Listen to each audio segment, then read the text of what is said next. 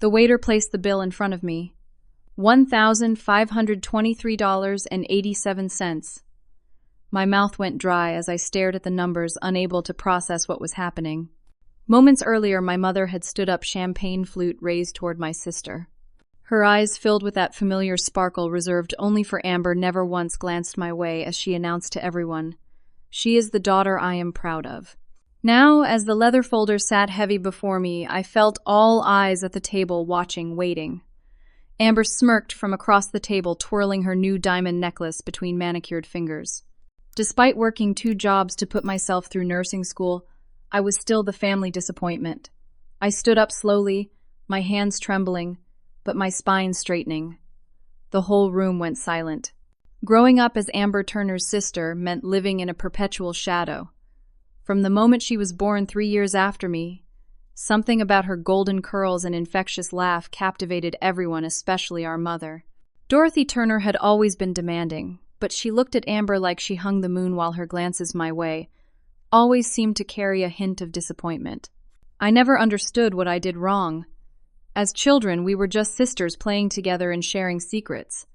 But around middle school, the differences in how we were treated became impossible to ignore. If Amber brought home a B on a test, Mom took her for ice cream to celebrate her effort. When I brought home straight, as Mom would ask why I spent so much time studying instead of participating in activities that would round out my personality. After Dad died when I was 16, the divide grew even wider.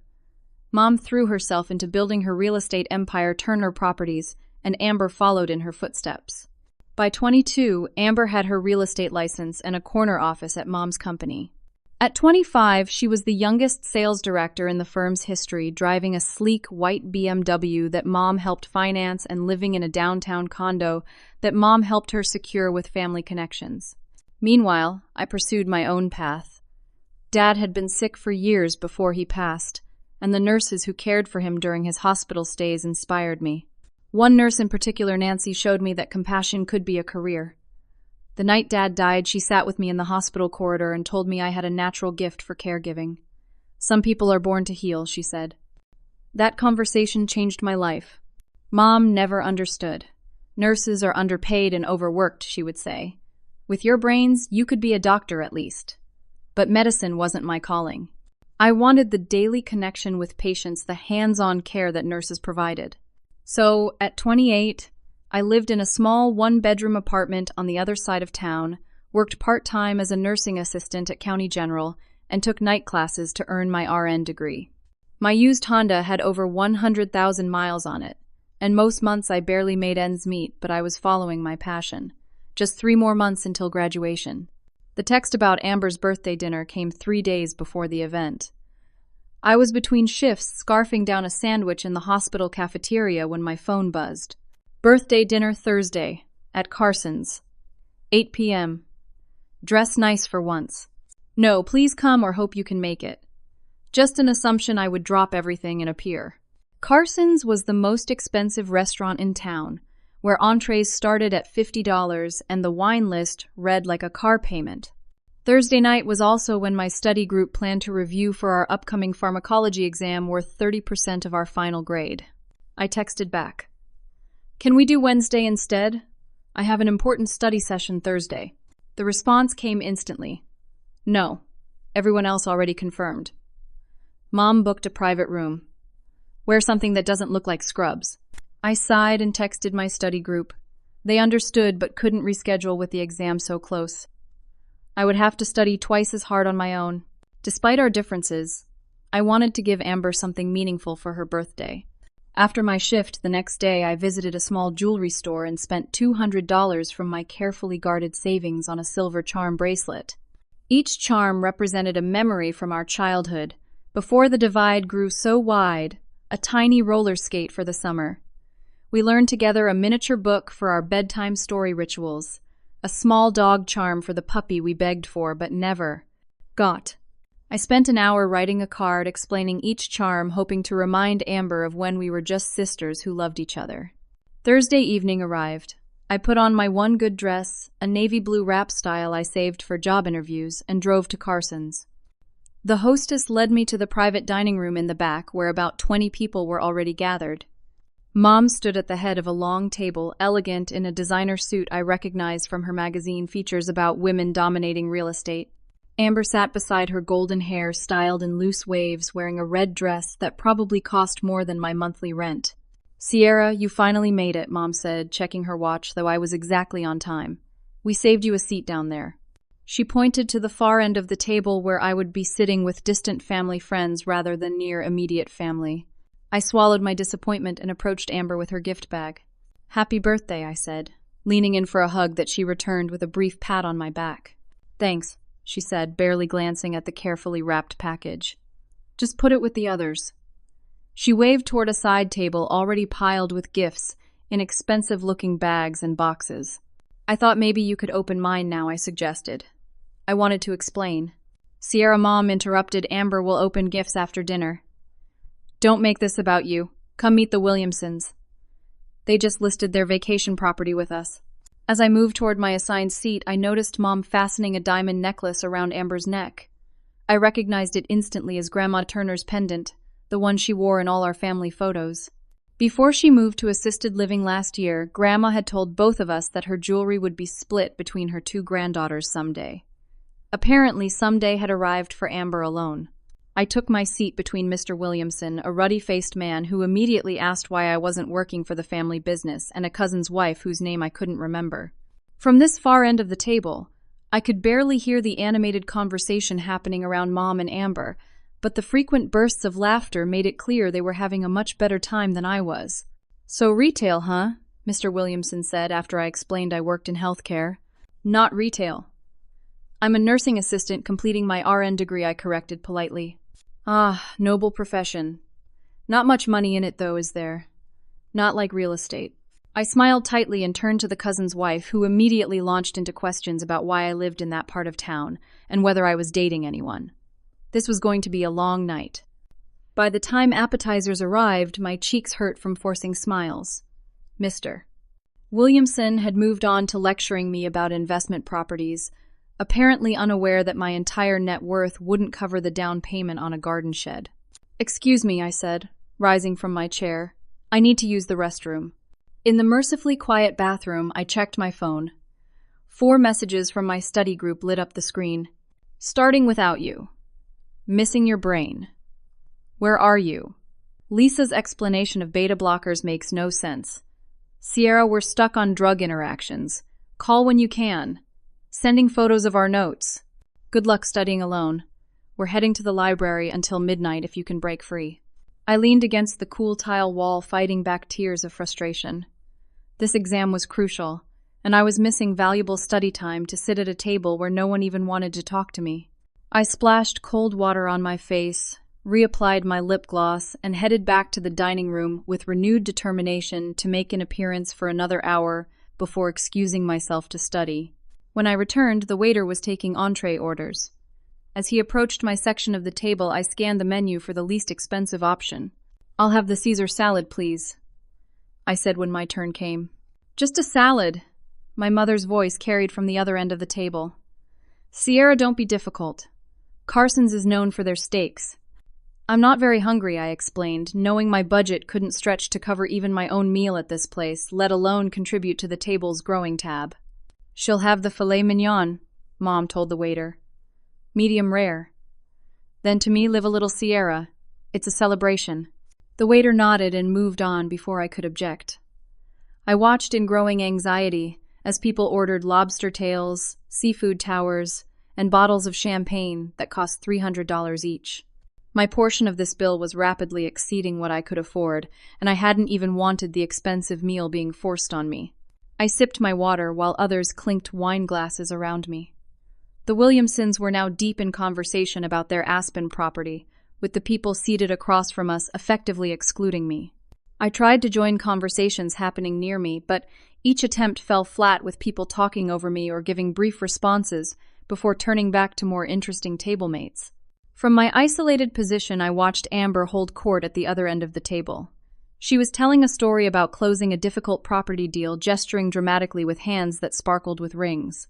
"So there I was," she said, with the sellers threatening to walk, and the buyers playing hardball over $5,000 on a $2 million property. "What did you do?" someone asked enraptured. I looked the seller straight in the eye and said, "This deal is happening today. The only question is whether you want your money now or want to wait another 6 months for a buyer who might not come." Signed the papers 20 minutes later. She laughed as everyone applauded her tough negotiating skills. Mom beamed beside her. "That's my girl, always closing." My steak arrived perfectly cooked, but representing money I didn't have. I cut it into small pieces, eating slowly and wondering if I could get a container to take half home. At least then I'd get 2 meals out of this financial setback. As dessert menus were distributed, my phone vibrated in my lap. The hospital number flashed on the screen. I excused myself again and stepped into the hallway to answer. "Sierra, it's Diane from scheduling." My nursing supervisor's voice sounded strained. "I know it's your night off, but Jenny called in sick, and we're desperately short-staffed for the overnight shift. Any chance you could come in at 11 time and a half pay?" I checked my watch. It was nearly 10. If I left now, I could make it to the hospital by 11, work the overnight shift, and still have time to study in the morning before my afternoon class. The extra pay would help offset the expense of tonight's unwanted steak. "I'm actually at my sister's birthday dinner," I said quietly. "Let me see if I can get away soon. I understand if you can't. Family comes first. But we're really in a bind. Let me call you back in 15 minutes, I promised." I returned to the table just as the server was delivering elaborate desserts and coffee. Mom was standing again, champagne flute in hand. "Before we end this wonderful evening, I want to give my daughter her real present," she announced. 2 waiters wheeled in an enormous cake shaped like a key. Mom reached into her purse and pulled out an actual key with a BMW logo dangling it before placing it in Amber's outstretched hand. "The new X5 you've been eyeing," Mom said. "It's parked outside with a bow on it." Gasps and applause filled the room. Amber jumped up to hug Mom, both of them with tears in their eyes. I sat frozen, thinking about how my car needed new tires I couldn't afford yet. "I have one more toast," Mom said, raising her glass again. "To Amber, who exemplifies everything I value in this world. Her drive, her ambition, her success, but most importantly, her loyalty to family and the family business." She looked directly at Amber as she concluded, "She's the daughter I'm proud of." Everyone raised their glasses. I lifted my water slightly, the words stinging more than they should after all these years of knowing exactly where I stood. My phone vibrated again. I answered it discreetly. "Diane, I'm sorry, I don't think I can make it tonight. The dinner is running late and Sierra's always been terrible with priorities." My mother's voice cut through the table's conversation loud enough for everyone to hear. "That's why she's still struggling at her age."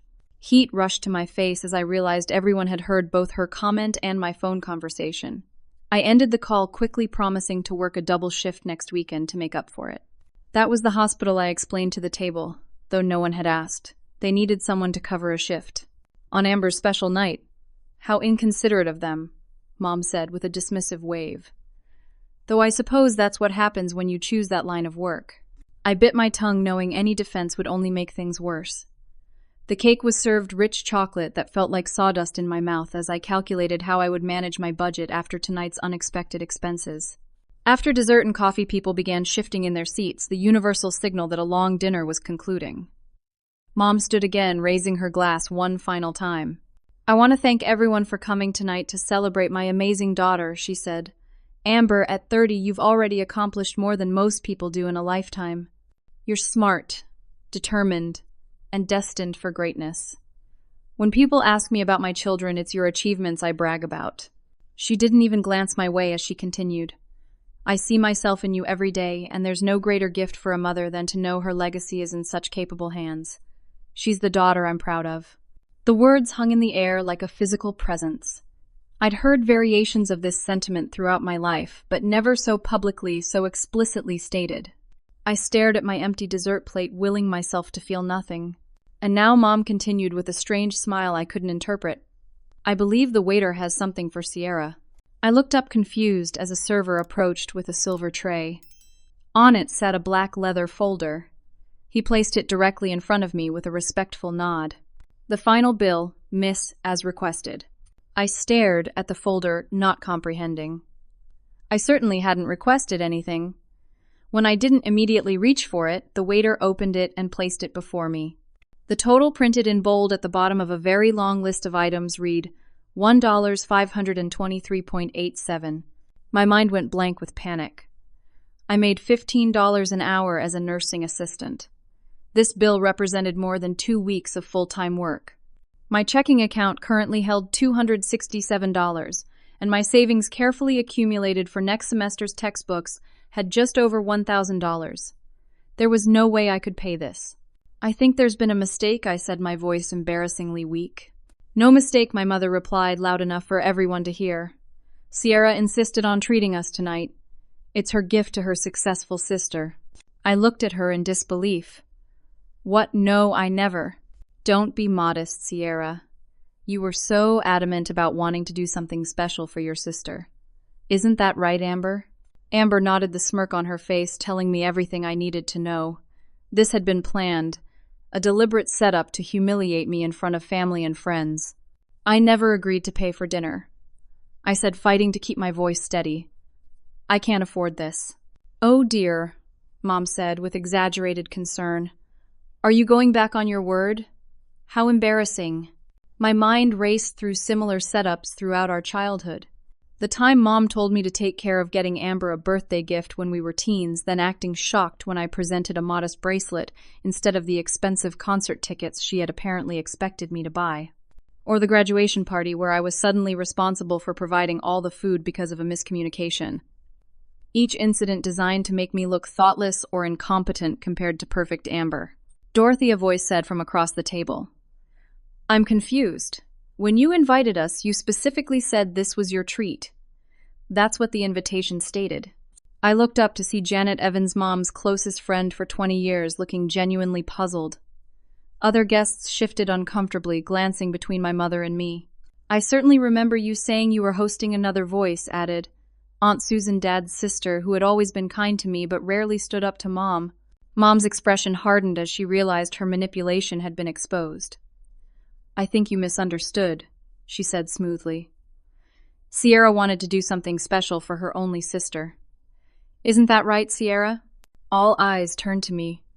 I felt Amber's smug gaze, Mom's expectant stare, and the uncomfortable glances of everyone else caught in our family drama. In that moment, something inside me snapped. Years of accepting my designated role as the family disappointment crystallized into a sudden, clear resolve. I slowly stood up, my hands trembling but my voice steady. "No," I said, the single syllable falling into the silence like a stone. "That's not right at all." I took a deep breath, looking around the table at the mixture of uncomfortable and curious expressions. I never agreed to pay for this dinner. I wasn't even consulted about the restaurant choice or guest list. I received a text 3 days ago telling me to show up, and I did despite having an important study session scheduled for tonight. Mom's face flushed. "Sierra, this is not the time or place."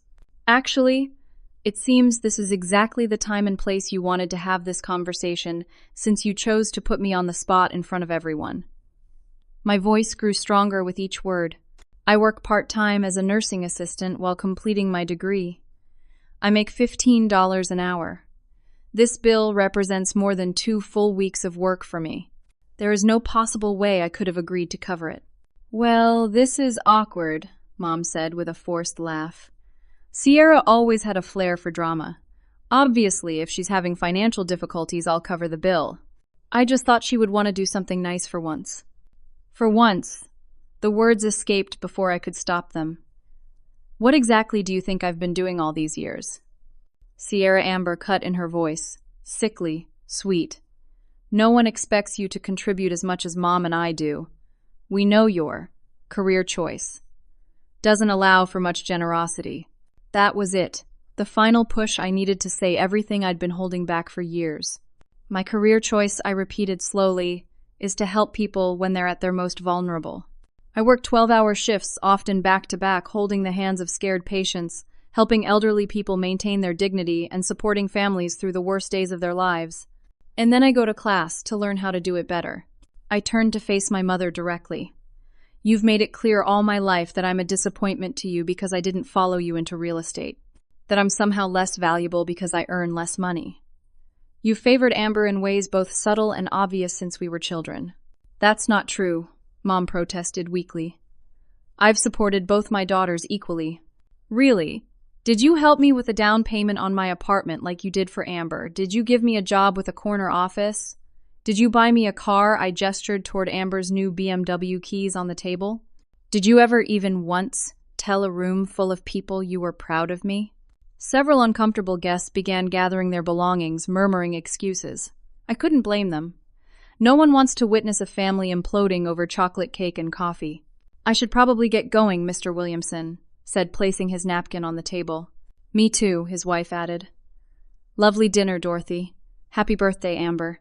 More guests followed suit, creating a small exodus.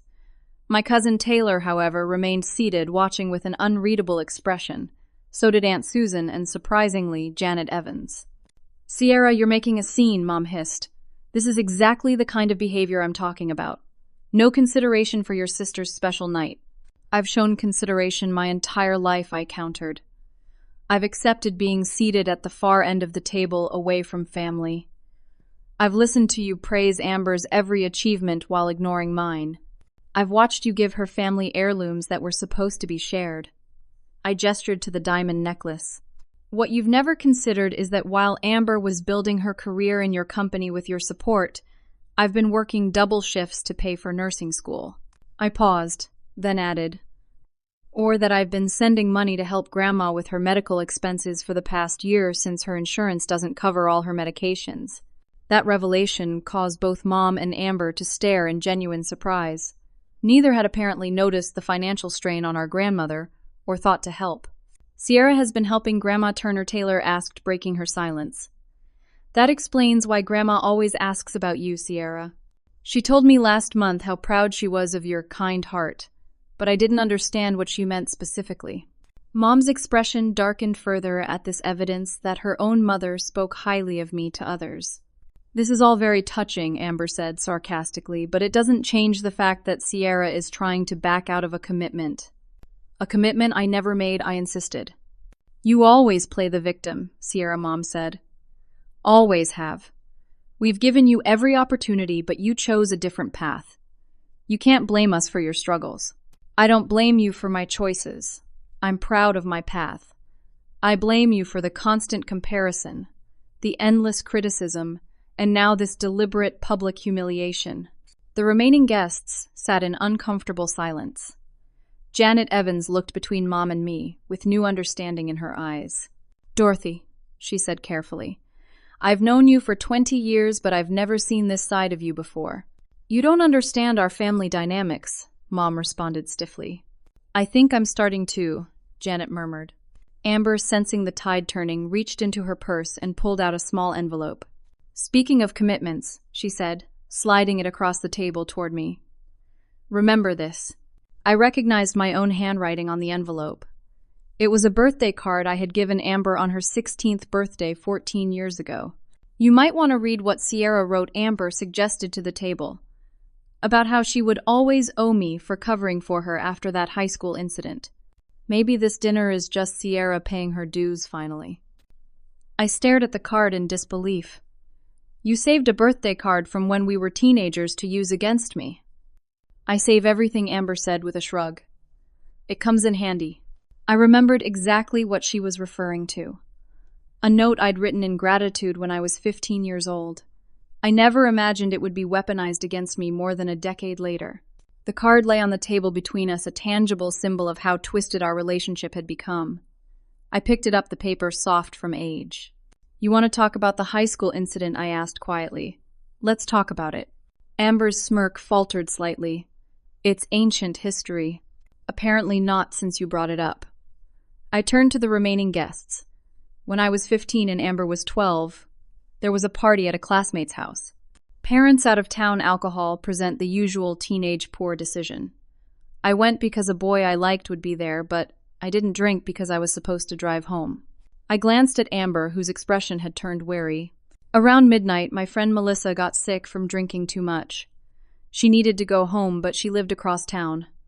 I had driven my own car, so I left to take her home safely. Amber was supposed to get a ride with another friend. This is boring, everyone, Amber interrupted. Is it? I asked, looking around. The remaining guests seemed anything but bored. When I got home, Mom was waiting up furious that Amber wasn't with me. Apparently, her ride had fallen through and she'd called Mom for pickup. Mom had found her clearly intoxicated at age 12. Mom shifted uncomfortably in her chair. Amber told Mom that I had been drinking too, but that she had been the responsible one who stayed sober and insisted on calling for a safe ride home. She claimed she'd been covering for me by not telling Mom I was drunk driving. I looked directly at Amber, but that was a lie. I hadn't had a single drink. I left the party to drive a friend home safely. Amber was the one who had been drinking underage, and she manipulated the story to make herself look like the responsible one. Sierra, Mom began, but I wasn't finished. In that birthday card, I continued pointing to the envelope. I thanked Amber for covering for me, because Mom believed her version and punished me instead of her. I was grounded for 2 months, lost my driving privileges, and was lectured constantly about responsibility. Amber received praise for her maturity in calling for a safe ride. "You can't prove any of that now," Amber said, but her voice lacked conviction. "I don't need to prove it. I'm not 15 anymore, desperate for Mom's approval. I'm just explaining how patterns were established early in our family. Amber takes credit for good decisions and blames others for bad ones. And Mom always believes her." "That's ridiculous," Mom protested. "Is it? What about the time Amber borrowed my history project in 10th grade, removed my name and submitted it as her own work? Or when she told you I broke Grandma's vase when she was the one who knocked it over during a party? You weren't supposed to know about." Aunt Susan leaned forward. "Dorothy, Sierra might have a point. I've observed similar patterns over the years." "You don't know what goes on in our home?" Mom snapped. "I know what I saw when Robert was dying," Susan replied quietly, mentioning my father's name for the first time that evening. The table went silent. "What do you mean?" I asked. Susan looked at me with sad eyes. "During those last months, I noticed it was always you at the hospital overnight, Sierra. You were just 16, but you sat with him for hours, doing homework in that uncomfortable chair, making sure he was never alone." I swallowed hard at the memory. He didn't like being alone in hospitals. Meanwhile, Susan continued, "Dorothy and Amber would leave by 8 most evenings. They needed their rest," they said. "That's not fair," Mom interjected. "We were there every day." "For the convenient hours," Susan added. "Sierra was there around the clock, missing school events, giving up her weekends. But at the funeral, it was Amber who received all the sympathy, all the attention for being so brave, while Sierra handled the actual arrangements, the thank you notes, the practical details. I hadn't realized Aunt Susan had noticed all that. At 16, I'd assumed no one saw how hard I was trying to hold everything together. Dad asked me to help," I said softly.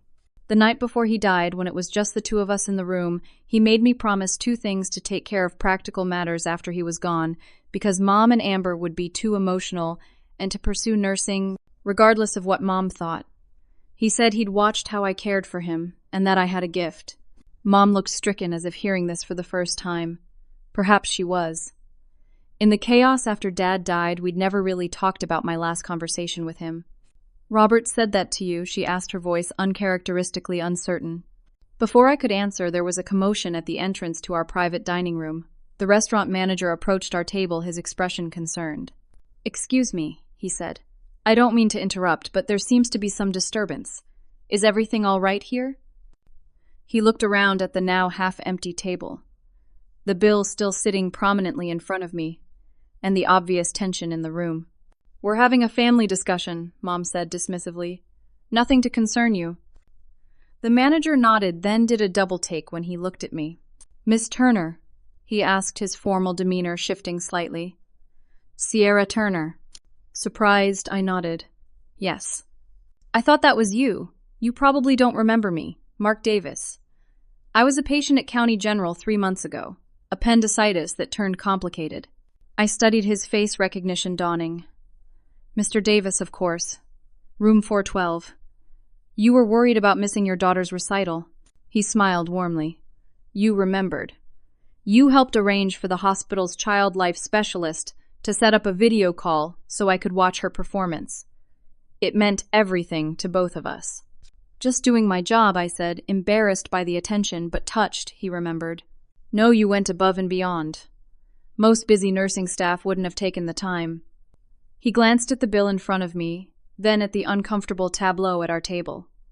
Is there anything I can do to help with your situation here? The bill appears to be in my name, I explained carefully. But there's been a misunderstanding. I never agreed to host this dinner. He nodded understandingly. Perhaps we could discuss some options privately. We might be able to arrange a payment plan if that would help.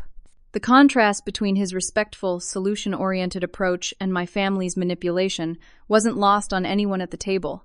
Here was a virtual stranger showing me more consideration than my own mother and sister. That's very kind of you, I began, but Mom interrupted. That won't be necessary. I'll take care of the bill. She reached for her purse.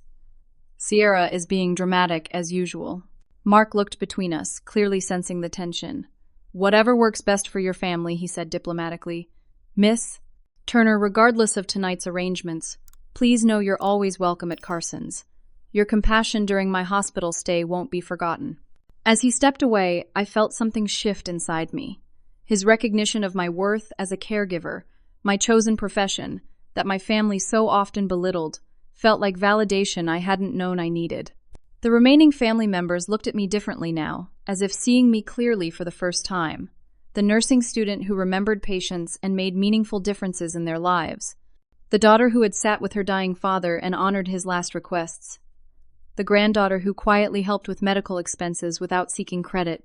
For the first time that evening, I felt the weight of others' judgment lifting instead of pressing down. I looked at the bill, then at my mother and sister, then at the few remaining guests. Something had fundamentally changed in the room's dynamics. I was no longer just reacting to their manipulations. I was making decisions about what would happen next. I'm going to be very clear, I said, my voice calm and determined. I did not agree to pay for this dinner. I cannot afford this bill. What I can do is pay for exactly what I consumed. I opened my wallet and placed $200 on the table. This covers my meal, my share of the wine I didn't drink, and a tip for the server. It's actually more than my fair share, but I want to be generous. You can't be serious, Amber scoffed. After everything we've done for you. What exactly have you done for me? Amber, or you, Mom. I've been working my way through school without family support. I've been helping Grandma when neither of you noticed she needed it. I've accepted years of being treated as less valuable because I chose a different path. I stood up straighter, feeling a strength I hadn't known I possessed. I'm done letting you define my worth. I'm done accepting the role of family disappointment. Mom's expression hardened. If you walk out now, Sierra, don't expect things to continue as they have been. There will be consequences. The threat hung in the air. I understood what she meant. Walking away tonight could mean walking away from family, permanently. I paused, truly considering what that would mean. I thought about my tiny apartment, my grueling work schedule, my study sessions with classmates who respected my intelligence and dedication. I thought about patients like Mark who remembered my kindness. I thought about Dad's last conversation with me, his belief in my path. My phone rang again, startling everyone. It was Diane from the hospital. This time, instead of silencing it or stepping away, I answered at the table. Hi, Diane. Has the situation changed? We're still desperate for coverage, she said, her voice tinny through the speaker. Jenny's definitely not coming in, and we have 3 critical patients who need continuous monitoring. I made my decision. I can be there in 30 minutes. Really? That would be life-saving, Sierra. Literally. I'm leaving now, I confirmed, ending the call. I looked at the remaining family members. That was my supervisor. They're short-staffed with critical patients. I'm going to work. Now, Amber asked incredulously. You're choosing work over finishing my birthday dinner. I'm choosing patients who need care over sitting here being manipulated and belittled. I'm choosing my future over remaining trapped in toxic family dynamics. This is exactly why you'll never succeed, Mom said, her voice cold. No sense of family loyalty or proper priorities. I laughed, a genuine sound that seemed to surprise everyone, including me. My priorities are perfectly clear. They're just different from yours. And success, I'll graduate with my RN license in 3 months. I already have a job offer from the hospital with full benefits and a significant pay increase. That's success on my terms. As I gathered my purse and prepared to leave, Amber made one last attempt to reassert control. "Don't forget all the times you failed this family, Sierra," she said loudly. "Like when you forgot Mom's birthday last year because of some exam. Or how you skipped my housewarming party to work an extra shift." Actually, Taylor interjected unexpectedly. "Sierra sent Mom a beautiful handmade card for her birthday. I was there when it arrived. Mom put it aside to open later and never mentioned it again. And she didn't skip your housewarming, Amber. She came early to help set up, then left for her shift after you arrived 2 hours late to your own party." I stared at Taylor in surprise. I hadn't realized she'd noticed these things. "She's right," Aunt Susan added. "I've watched for years as Sierra's efforts go unacknowledged while Amber receives praise for minimal contribution." "That's completely unfair," Mom protested. "Is it?" Susan asked. "Robert saw it too, you know. Before he died, he confided in me his concerns about the family dynamics. He worried that Sierra would always be overlooked, despite having, as he put it, the biggest heart in the family." Mom looked genuinely shaken by this revelation about her late husband's perspective. Mark, the manager, returned with my credit card, which had predictably been declined when Mom tried to process the payment. He handed it back to me discreetly. "Don't worry about this," he murmured. "We'll sort it out." Just then, the dining room door opened again. An elderly woman with silver hair and a determined expression entered, supported by a restaurant staff member. Grandma Amber said in surprise, "What are you doing here?" Grandma Turner surveyed the room with sharp eyes that belied her 84 years. "Susan called me, said there was some nonsense happening at Amber's birthday dinner that I should know about." "You shouldn't have troubled yourself," Mom said, rushing to offer Grandma a chair. "Your health." "My health is just fine for defending my granddaughter," Grandma replied, firmly waving away the chair and remaining standing. Her gaze found me and her expression softened. "Sierra." "Hi, Grandma," I said, moving to give her a gentle hug. "You really didn't need to come." "Oh, I think I did." She patted my cheek before turning to face Mom and Amber. "I hear you've been putting Sierra in an impossible position, Dorothy. Trying to make her pay for an extravagant dinner she never agreed to host." "There was a misunderstanding," Mom began. "Was there? Or was there a deliberate attempt to embarrass the only person in this family who remembers to call me every Sunday? The only one who noticed when my arthritis medication doubled in price and quietly started sending me money to help." Her voice was strong with indignation.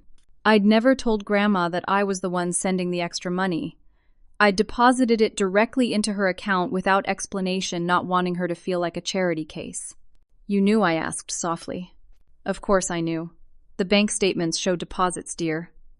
I may be old, but I'm not senile." She smiled at me before turning back to Mom. "And I also know about the education fund." Mom went very still. "What education fund?" "The one Robert set up for Sierra before he died. $10,000 specifically for her nursing education. He told me about it the week before he passed." I felt like the floor had dropped away beneath me. "Dad left money for my education." Grandma nodded. "In a separate account from the main estate. Dorothy was supposed to give it to you when you started nursing school." All eyes turned to Mom, whose face had gone pale. "I was waiting for the right time," she said weakly. "Sierra seemed to want to do things on her own." "That's not true," I said, the pieces falling into place. "You never mentioned any education fund. Not once in all these years of watching me work double shifts and take out student loans." The room fell silent as the implications of this revelation sank in. Mom had deliberately withheld funds my father had specifically designated for my education, the ultimate expression of her disapproval of my career choice. I think Aunt Susan said into the silence that we should continue this discussion another time. "Dorothy, I'll drive your mother home. Sierra, do you need a ride to the hospital?" I shook my head, still processing everything I'd learned. "I have my car, but thank you, Aunt Susan, for everything." As I prepared to leave, I looked one last time at my mother and sister. They seemed smaller somehow, their power over me diminishing with each revelation. "I need to go care for my patients now," I said simply. "Mark will help you sort out the bill. Amber, happy birthday." I walked out of the restaurant with my head held high, leaving behind the weight of years of trying to earn approval that was never going to come. 3 months passed in a whirlwind of activity. I graduated from my nursing program with honors, my white uniform crisp, and my nursing pin gleaming as I walked across the stage. A small but meaningful group cheered from the audience. Taylor and her husband, Aunt Susan, Grandma Turner, and several classmates who had become true friends. Mom and Amber did not attend, though I had sent invitations.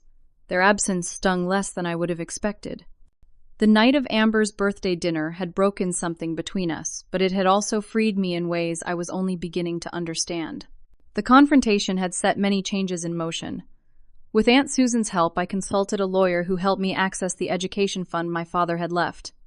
Though it was too late to use it for tuition, the money allowed me to pay off my most pressing student loans and move into a better apartment with Rachel, a fellow nurse from my program. My new place was closer to both the hospital and Grandma's senior living community, which she had moved into 2 months after the dinner incident. I want to be near the granddaughter who actually visits, she had declared, standing firm against Mom's objections. We now had weekly dinners where she shared family stories and wisdom that helped me understand my father better. Professionally, everything had fallen into place. I passed my licensing exam on the first attempt and accepted a position as an RN in County General's cardiac care unit. The pay increase and benefits package meant I no longer needed to work double shifts just to survive, though I still picked up extra hours in the pediatric wing where my skills were especially needed. My relationship with Mom and Amber remained complicated. After the dinner, we had minimal contact for several weeks. Then, tentatively, Mom had called.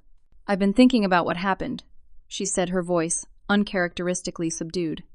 "About what Susan and your grandmother said about how we've treated you." I waited, not offering easy forgiveness. "I may have been unfair in my expectations," she continued when I didn't respond.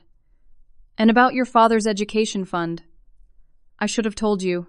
It wasn't exactly an apology, but from my mother it was significant. We had begun a cautious rebuilding with boundaries I now firmly maintained. She had visited my new apartment once, making only one comment about the size of the kitchen, before noticing my expression and switching to compliment the natural light instead. Amber took longer to reach out. When she finally did, it was with a text that read simply, "Coffee sometime." We had met at a cafe midway between our homes, the conversation stilted but civil. She didn't apologize for the birthday dinner incident, but did ask questions about my new position and seemed to genuinely listen to my answers.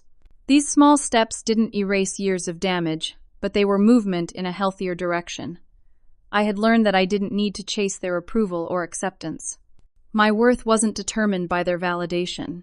Today, I was hosting a small gathering at my new apartment, the first time I'd entertained since moving in. The doorbell rang, and I welcomed Mark Davis and his daughter Emma, who had become friends after our unexpected reconnection at Carson's. "Something smells amazing," Mark said, handing me a bouquet of sunflowers. "Just a simple pasta dish," I replied, arranging the flowers in a vase. "Nothing fancy." "The best meals never," he said with a warm smile. Soon, my small living room was filled with people who truly supported me. Mark and Emma Taylor and her husband, 2 colleagues from the hospital, and 3 friends from my nursing program. We formed an unlikely but genuine chosen family, connected by mutual respect and care rather than obligation. As we sat down to eat, my phone buzzed with a text from Mom. "Your grandmother mentioned your dinner party today. I hope it goes well." A simple message, but one that acknowledged my event without criticism or demands to be included. Progress, however small. Later, as we finished dessert, my doorbell rang once more. I opened it to find Aunt Susan with Grandma Turner, who held a small gift bag. "Room for 2 more, Grandma asked with a twinkle in her eye. "Always," I said, embracing them both.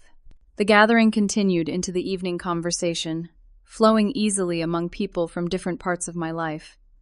At one point, Grandma pulled me aside. "I have something for you," she said, pressing the gift bag into my hands. "It was meant to be shared between you and your sister, but I've decided you should have this one." Inside was a delicate silver locket I recognized immediately from family photos. It had belonged to my great-grandmother, passed down through generations of Turner women. "Grandma, I can't take this," I protested. "Mom would." "Dorothy has her own inheritance," Grandma interrupted firmly. "This is my decision. Open it." I carefully opened the locket to find a tiny photograph of my father on one side. The other side held a small folded paper. I gently removed and unfolded it to read the message written in my father's handwriting. To my Sierra, whose heart is as vast as her namesake mountains, never forget that true success is measured in lives touched, not dollars earned. I am so proud of who you are becoming. Love always, Dad. Tears filled my eyes. He wrote this before he died. Grandma nodded. Asked me to keep it safe until you needed it most. I think that time is now, as you're building your new life. I fastened the locket around my neck, feeling its weight against my heart, a tangible connection to my father and his belief in me. The next morning, I drove to work at the hospital, the rising sun glinting off my new locket. I passed Carson's restaurant, the place where everything had changed 3 months ago. Instead of the familiar knot of anxiety I used to feel when thinking about that night, I now felt a surprising sense of gratitude. That painful evening had forced a reckoning that was long overdue. It had shown me who truly supported me and who didn't. It had pushed me to stand up for myself in ways I never had before. Most importantly, it had freed me from the exhausting pursuit of approval I was never going to receive. As I parked at the hospital, I thought about the patients waiting for me inside. People who needed my skills, my compassion, my presence. I thought about my new home filled with people who valued me for exactly who I was. I thought about my future no longer constrained by others' expectations. The most meaningful approval had never been going to come from my mother's toast or my sister's acceptance. It had been waiting inside me all along, needing only my courage to claim it.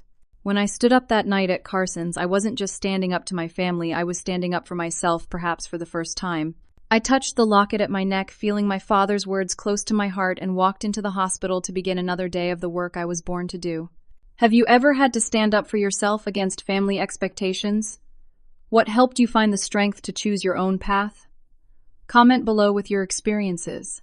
If this story resonated with you, please like and subscribe to hear more stories of overcoming family dynamics and finding your true worth.